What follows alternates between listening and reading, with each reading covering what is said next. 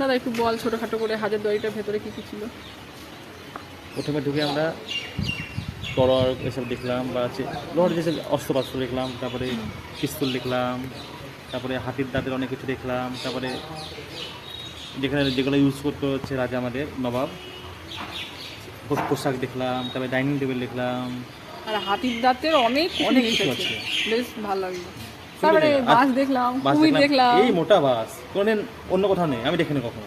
তারপরে আয়নায় নিজের মুখ দেখা যাচ্ছে না, ওটাও দেখলাম। আসবা দেখতে খুব সুন্দর লাগবে। আগেও এসে দেখেছি, এখন আরও সুন্দর হয়েছে, লাইট, তারপরে ভেতরটা এসি সিস্টেম করেছে, গরমের তো খুবই ভালো, বেশ ভালো লাগলো। অনেক বছর পর আসলাম তো বেশ ভালো লাগলো দেখতে। হ্যাঁ, কারণ আগে ছোটোবেলায় দেখেছি, দিয়ে ভেতরে ভালো লাগতো না তেমন, দিয়ে এবার আসলাম মাইমাকে নিয়ে, সত্যি খুবই সুন্দর লাগছে। এত কিছু বুঝতাম না তো আগে, তাই জন্য ভালো লাগতো। আর এখন সব লেখা লেখা আছে, নিজে নিজেই তোমরা হচ্ছে পড়ে পড়ে সব উদ্ধার করে নিতে পারবে কি ছিল না ছিল। একটা কি কত সালে কি হয়েছে, হ্যাঁ, ওরা আরো মানে ডিটেলসে বলে, শুনতে ভালো লাগে, অনেক ভালো লাগবে শুনতে, বুঝতে পারবে। কারণ ইতিহাস জিনিস তো, নবাবের জিনিস সবাই জানে, ভালো লাগে সেটা আর পুরোনো জিনিস মানে আরো বেশি আগ্রহ, বেশি শুনতে ভালো লাগে।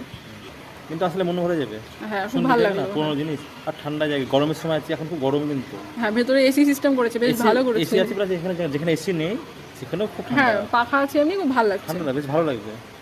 ফ্যামিলি আসবে, ফ্যামিলি হ্যাঁ, নিয়ে। চলো তাহলে বাইরেটা দেখাই।